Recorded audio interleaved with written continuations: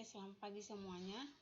Hari ini kita belajar tentang pendidikan kewarganegaraan untuk bab 1, yaitu kasus-kasus pelanggaran hak dan pengingkaran kewajiban warga negara.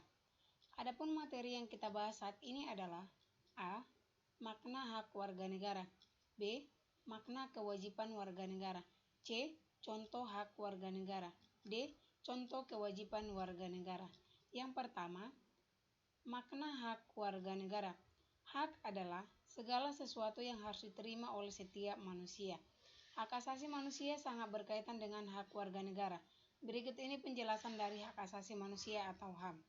Hak asasi manusia adalah hak dasar yang harus dimiliki manusia sejak lahir yang tidak dapat diganggu-gugat atau diambil oleh orang lain. Contohnya adalah hak untuk hidup, hak untuk bebas, hak memeluk agama sesuai dengan keyakinan tiap-tiap individu, dan sebagainya. Sedangkan hak warga negara adalah seperangkat hak yang melekat dalam diri manusia dalam kedudukannya sebagai anggota dari suatu negara. B. Makna kewajiban warga negara. Kewajiban warga negara berkaitan dengan kewajiban asasi manusia.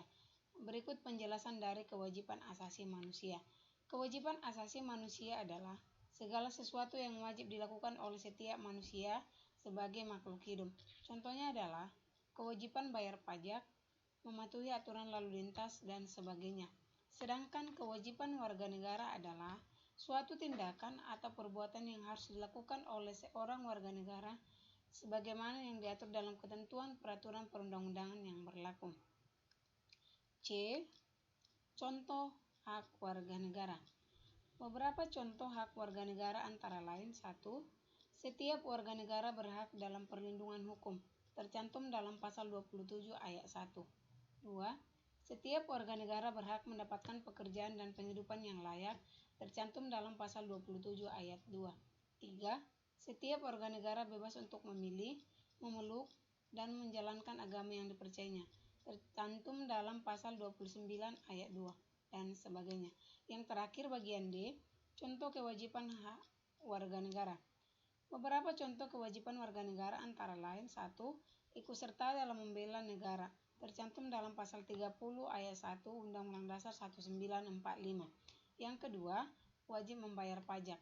Ketiga, wajib menaati dan menjunjung tinggi dasar negara, hukum dan pemerintahan tanpa terkecuali, serta dijalankan sebaik-baiknya.